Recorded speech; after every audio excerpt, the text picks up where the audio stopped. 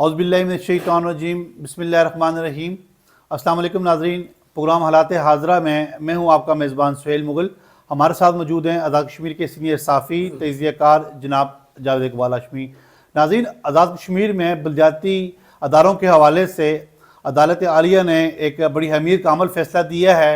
हम उस पर बात करेंगे और दीगर इश्यूज़ भी हमारे पास मौजूद हैं। जी जनाब जावेद इकबाल हाशमी साहब, आप बताइएगा कि अदालत आलिया ने लोकल गवर्नमेंट एक्ट 1990 बहाल करने का हुक्म दिया है और ये करार दिया है कि ये जो फंड्स हैं ये बलदियाती अदारों के ज़रिए इस्तेमाल किए जाएँ। इसमें जो MLA का रोल है वो नहीं बनता।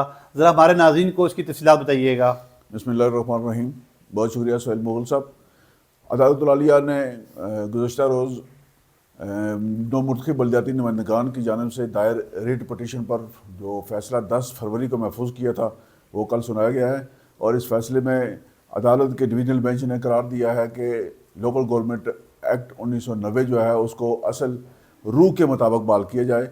इसका मतलब ये है कि जो तरक्याती फ़ंड्स हैं वो लोकल गवर्नमेंट के नुमाइंदगान और लोकल गवर्नमेंट के इदारों के ज़रिए खर्च होने चाहिए। ये रिट पटिशन जो है वह आज़ाद कश्मीर के बलदियाती इदारों के नौमुंतखब मेंबरान की जानिब से दायर की गई थी। तकरीबन इसको दायर हुए 1 साल से ज़्यादा अर्सा गुजर चुका है। आपको पता है कि बलदियाती इलेक्शन जो है वह 2022 के दिसंबर में और जनवरी में हुए थे 23 के, और उसके बाद अभी तक इन बलदियाती इदारों को ना तो दफ्तरी मकानियत मिल सकी है, ना इनको फ़ंड्स मिले, ना इनको अख्तियारात मिले। तो अदालत में जाना इनका हक था और अदालत ने इसको आइन और कानून के मुताबिक इस केस को डील किया है। और जो फैसला है वह अमीन तवक़्क़ात और जो लोकल गवर्नमेंट एक्ट 1990 है उसकी रूह के ऐन मुताबिक है सामने आया है। ये बताइएगा हाशमी साहब, हुकूमत का इस मामले में क्या मौक़िफ़ सामने आया है? दूसरा ये बताइएगा क्या हुकूमत इस मामले को लेके अब सुप्रीम कोर्ट में जाएगी? ये लोकल गवर्नमेंट के हवाले से जो फैसला आया है इस पर पहले से जो है ना एक तहरीक चल रही है। लोकल गवर्नमेंट के नुमाइंदगान जो हैं वो एक राब्ता कौंसिल बनाई हुई है उन्होंने, और 3 डिवीजन में वो अपने कन्वेंशन कर चुके हैं। और आखिरी कन्वेंशन उनका मुजफ्फराबाद में था जिसमें उन्होंने अल्टीमेटम दिया था जी कि अगर हुकूमत 20 तारीख तक लोकल गवर्नमेंट एक्ट में तरमीम नहीं करती और उनको अख्तियारात और वसाइल फराहम नहीं करती तो फिर 21 फरवरी को आज़ाद कश्मीर पूरे में जो है वो लोकल गवर्नमेंट के जो मुंतखब मेंबरान वो अपने इजलास सड़कों पर मुनक़्क़िद करेंगे और फिर 25 फरवरी को असम्बली का घेराव किया जाएगा। इससे पहले ये अदालत का फैसला आ गया है और अदालत ने भी मुंतखब बलदियाती जो नुमाइंदगान हैं उनके मौक़िफ़ की तायीद की है। लोकल गवर्नमेंट एक्ट 1990 के तहत जो है वो 92 में इलेक्शन हुए थे लोकल गवर्नमेंट के 91-92 में। उसके बाद लोकल गवर्नमेंट एक्ट में तरमीम की गई और फिर चूँकि बलदियाती इलेक्शन नहीं हो सके थे तो वो अख्तियारात जो लोकल गवर्नमेंट के नुमाइंदगान को हासिल थे वो सारे एडमिनिस्ट्रेटर्स को मुंतकिल हो गए।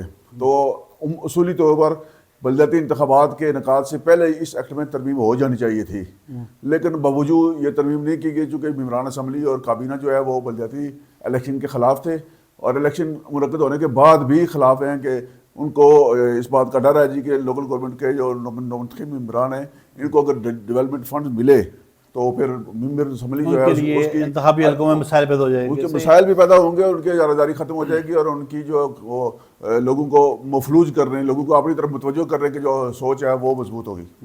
अच्छा यार, ये बताइएगा, आगे चलते हैं कि आजकल ईवान सदर आज़ाद कश्मीर जो है वो सियासी और समाजी सरगर्मियों का मरकज़ बना हुआ है। सदर आज़ाद की रियासत जो हैं वो बैरून मुल्क हैं और कायम मकाम सदर चौधरी लतीफ़ अकबर साहब जो हैं वो मुख्तलिफ़ तकरीबात कर रहे हैं, मुख्तलिफ़ मुलाकातें हो रही हैं, वफूद की मुख्तलिफ़ तकरीबात हो रही हैं। बाबर एसोसिएशन का वहाँ पे एक हल्फ़ की तकरीब हुई है, chairperson Benazir income sports programme वो भी तशरीफ़ लाई हैं, वो भी एक बड़ा इवेंट हुआ है। तो पहली बार ऐसा दिखाई दे रहा है कि ईवान सदर के जो दरवाजे हैं वो आम आदमी के लिए खोल दिए गए हैं। क्या कहते हैं आप? सुहेल साहब, जो ईवान सदर है वो कोई अवामी प्लेटफार्म नहीं होता, वो खालिस्तान आइनी अदारा है और सदर आज़ाद कश्मीर आइनी किरदार के लिए वहाँ बैठते हैं। अख्तियारात सारे वज़ीर-ए-आज़म के पास होते हैं और वज़ीर-ए-आज़म का जो ऑफिस है वो अवामी ऑफिस का करार दिया जाता है।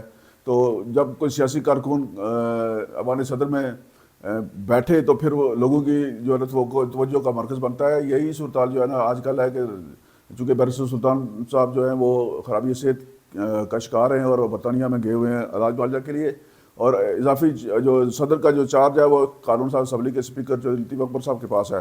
لطیف اکبر صاحب جو ہے وہ خالصتاً عوامی مزاج کے حامل سیاسی شخصیت ہیں, اور وہ جب اسپیکر کے دفتر میں بیٹھتے ہیں تو وہاں بھی ہر روز آپ کو پتہ ہے کہ عوام کی ایک بڑی تعداد انہیں ملنے کے لیے آتی ہے اپنے کام کاج کے سلسلے میں, چونکہ ان کا ایک حلقہ انتخاب بھی ہے جہاں سے یہ منتخب ہو کر آتے ہیں. تو حلقہ انتخاب کے لوگوں کے علاوہ آزاد کشمیر بھر سے جتنے بھی سیاسی کارکن ہیں وہ چودھری لطیف اکبر کے ساتھ رابطے میں رہتے ہیں, اور ان کا دفتر جو ہے ہمیشہ رابطے کا ذریعہ رہا ہے. اب جب کہ وہ ایوان صدر میں قائم مقام صدر کی حیثیت سے بیٹھے ہیں تو یہ طویل عرصہ بعد جو ہے ایوان صدر میں عوامی تقریبات کا سلسلہ شروع ہوا ہے. وہ چودھری لطیف اکبر صاحب نے دروازے کھولے ہیں نہ صرف اپنی جماعت کے کارکنوں کے لیے بلکہ عوام کے لیے بھی, اور وہاں پہ ایک بڑی تقریب ہوئی ہے بے نظیر انکر سپورٹ پروگرام کی جو چیئرپرسن ہے روبینہ خالد صاحبہ سینیٹر, وہ وہاں تشریف لائی تھی, ان کے اعزاز میں تقریب منعقد کی گئی. اس کے علاوہ بھی وہاں عوامی تقریبات جیسے باربر ایسوسی ایشن کا حلف ہوا ہے. وہاں جب لطیف اکبر صاحب وہاں بیٹھتے ہیں تو پھر یہ پتہ نہیں چلتا کہ جی کہ یہ کوئی جلسہ ہو رہا ہے یا کوئی اجلاس ہو رہا ہے یا کوئی ویسی میٹنگ ہے, چونکہ وہ عوامی مزاج کے عمل ہیں اور عوام کے ساتھ ان کا رابطہ ہمیشہ سے رہا ہے. اور ایوان صدر میں عوام کا لطیف اکبر صاحب کے پاس آنا جانا جو ہے نا یہ کوئی نئی بات نہیں ہے, البتہ ایوان صدر میں یہ تقریبات جو ہیں یہ نئی بات ہے, خوش آئندہ ہے. اچھا یہ بتائیے گا ہاشمی صاحب, بہت طویل عرصہ سے چیف الیکشن کمشنر کی جو تعیناتی کا معاملہ ہے وہ التوا کا شکار ہے. کیا حالات ہیں آپ کے پاس, پرابلمز کہاں ہے, روک کہاں لگی ہوئی ہے, یہ معاملہ حل کیوں نہیں ہو رہا؟ اور یہ بھی بتائیے گا کچھ نئے بیوروکریٹس کے نام سامنے آئے ہیں اس حوالے سے کہ ان کا نام بھی لیا جا رہا ہے چیف الیکشن کمشنر کے حوالے سے, کیا کہتے ہیں آپ؟ چیف الیکشن کمشنر کا جو عہدہ ہے وہ 13 جنوری 2025 سے خالی ہے. سینئر ممبر اور ممبر الیکشن کمیشن کے عہدے اس سے پہلے خالی تھے, تو حکومت کا یہ آئینی فرض تھا کہ چیف الیکشن کمشنر کی فراغت سے پہلے چیف الیکشن کمشنر کے عہدہ پر تعیناتی کر دیتے. یہ آئینی تقاضا تھا, اور 13ویں ترمیم کے بعد جو ہے نا چیف الیکشن کمشنر کی تعیناتی وزیر اعظم آزاد کشمیر اور قائد حزب اختلاف کی باہمی مشاورت سے چیئرمین کشمیر کونسل وزیر اعظم پاکستان کرتے ہیں. باوجود موجودہ وزیر اعظم صاحب نے نہ تو قائد حزب اختلاف کے ساتھ اس عہدہ پر تعیناتی کے لیے نہ تو مشاورت کیا اور نہ ہی اس حوالے سے ابھی تک اپنی طرف سے کوئی نام پیش کیا ہے.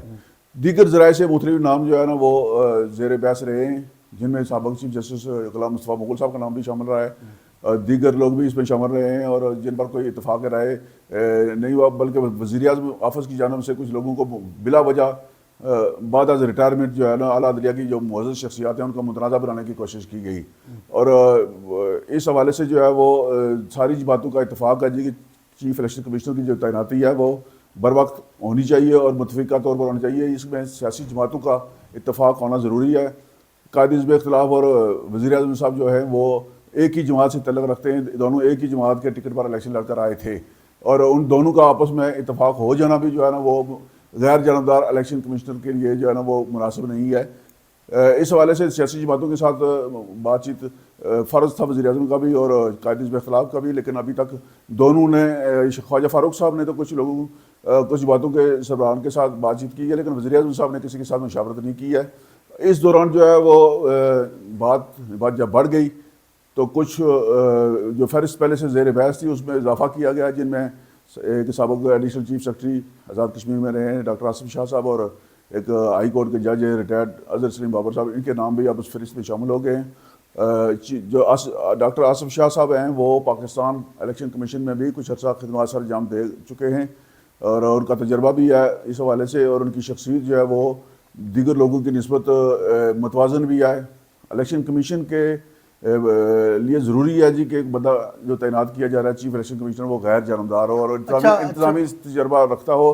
جس طرح غلام مصطفیٰ مغل صاحب نے 2016 کے الیکشن کروائے تھے انتہائی شفاف اور غیر جانبدار, اس کے بعد جو ہے نا وہ الیکشن کمیشن میں جو تعیناتیاں ہوتی رہی ہیں وہ سیاسی پسند ناپسند کی بنیاد پر ہوتی رہی ہیں, وہ اس میں اتفاق رائے نہیں ہوتا تھا, لیکن اپنے لوگوں کو نوازنے کی کوشش کی گئی. اور ایک دفعہ پھر ایسا لگتا ہے جی کہ وزیر اعظم صاحب کسی من پسند شخص کو نوازنا چاہتے ہیں.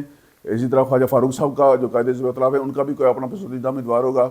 ضروری امر یہ ہے کہ اس الیکشن کمیشن میں تمام تعیناتیاں میرٹ کی بنیاد پر ہوں, اہلیت صلاحیت کی بنیاد پر ہوں, اور سب سے بڑھ کر آزاد کشمیر کی جو سیاسی جماعتیں ہیں, پارلیمانی سیاسی جماعتیں ہیں, جو بڑی سیاسی جماعتیں ہیں, ان کی قیادت کا اس پر اتفاق رائے ہونا ضروری ہے. یہ بتائیے گا ہاشمی صاحب, آپ کا کہنا یہ ہے کہ وزیر اعظم جو ہے اپنے من پسند جو ہے شخصیت کو نوازنا چاہتے ہیں اور اس معاملے میں مسلسل جو ہے وہ تاخیر ہو رہی ہے. اگر پرائم منسٹر اس معاملے کو حل نہیں کرتے, کوئی انیشیٹو نہیں لیتے, تو پھر ہمارا آئین کیا کہتا ہے؟ لیکن جی اس وقت تو آئین بحران ہے نا, وزیر اعظم صاحب جو ہے نا آئینی بحران کا باعث بنے ہوئے ہیں. الیکشن کمیشن میں تعیناتیاں نہ ہونا آئین کی خلاف ورزی ہے, اور اس میں جتنی تاخیر کی جائے گی مزید خلاف ورزی کا امکان ہے, اور وزیر اعظم کے خلاف اس آئین کی خلاف ورزی پر کارروائی بھی ہو سکتی ہے, انضباطی کارروائی بنتی ہے, قانونی کارروائی بنتی ہے. مزید تاخیر جو ہے وہ نقصان کا باعث ہو سکتی ہے, اور سیاسی جماعتوں کو اس حوالے سے اپنا کردار ادا کرنا چاہیے, آواز بلند کرنی چاہیے, اور جو دیگر ذمہ داران ہیں, جو قومی سلامتی کے ذمہ داران جو آزاد کشمیر کے معاملات کو دیکھتے ہیں, وہ بھی اگر اپنا کردار ادا کریں گے تو یہ معاملہ خوش اسلوبی کے ساتھ طے ہوگا. اگر الیکشن کمیشن کی تعیناتی میں کوئی تنازع یا کوئی بہام باقی رہتا ہے تو پھر آپ شفاف اور غیر جانبدار الیکشن منعقد کروانے میں کامیاب نہیں ہو سکیں گے, کیونکہ یہ بنیاد ہے غیر جانبدار الیکشن کروانے کی. چیف الیکشن کمشنر اور ان کے ساتھ جو دو ممبران تعینات ہوتے ہیں ان کا کردار انتہائی امید کا عمل ہوتا ہے. اچھا, آگے چلتے ہیں. یہ بتائیے گا ہاشمی صاحب کہ آج کل آزاد کشمیر کا جو سیاسی موسم ہے اس کے رنگ آج کل کیا ہیں؟ تھوڑا بتائیے گا کہ تنویر الیاس صاحب مختلف اطراف میں ہمیں متحرک دکھائی دیتے ہیں, شاہ غلام قادر صاحب بھی متحرک دکھائی دیتے ہیں, فاروق حیدر صاحب بھی جو ہے وہ بھی دوروں پہ ہیں. کیا چل رہا ہے آزاد کشمیر کے سیاسی موسم میں؟ لیکن آزاد کشمیر کی جو سیاست ہے وہ ہمیشہ سے گرم رہتی ہے, کچھ کسی نہ کسی حوالے سے ایشوز موجود رہتے ہیں. تو آج کل جو ایشو آزاد کشمیر کے حوالے سے ہے وہ ایک تو سردار تنویر الیاس خان صاحب جو ہیں ان کو ان کی جو ریلی ہے وہ ختم ہو رہی ہے, اور اس کے علاوہ سپریم کورٹ نے ان کے خلاف توہین عدالت کا جو اپنا نوٹس ہے وہ واپس لیا ہوا تھا. سردار تنویر الیاس صاحب جو ہیں وہ ایک جامع اور متحرک سیاسی کردار ادا کرنے کے لیے سرگرم ہیں.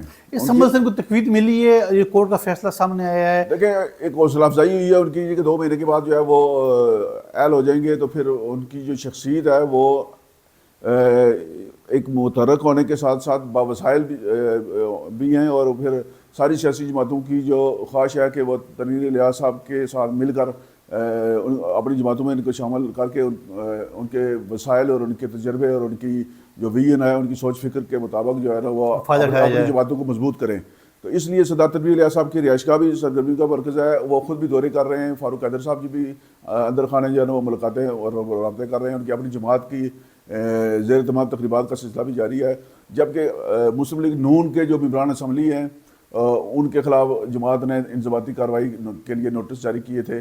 وہ نوٹس ان کا جواب آ گیا ہے, لیکن اب اس کمیٹی کا ابھی تک اجلاس نہیں ہو سکا جو طاہر انور صاحب کی سربراہی میں قائم ہوئی تھی. اور ایسا لگتا ہے جی کہ مسلم لیگ نون کے اندر بھی جو ہے نا وہ انضباطی کارروائی کے حوالے سے معاملات جو ہے نا وہ سیٹل کر دیے گئے ہیں. وزراء کے خلاف یا ممبران اسمبلی کے خلاف مسلم لیگ نون کی جانب سے کوئی کارروائی نہیں ہو رہی, اور نہ ہی کارروائی ہونے کے کوئی امکانات ہیں, چونکہ آزاد کشمیر مسلم لیگ نون کی جو قیادت ہے وہ اس عمل میں شامل تھی جس کی بنیاد پر انہیں تعدیبی کارروائی کے لیے نوٹس جاری کیے گئے تھے. بہت شکریہ جناب جاوید اقبال ہاشمی صاحب. ناظرین, اگلے پروگرام میں نئے موضوعات نئے سوالات کے ساتھ پھر حاضر ہوں گے. مجھے دیجیے اجازت. اللہ حافظ.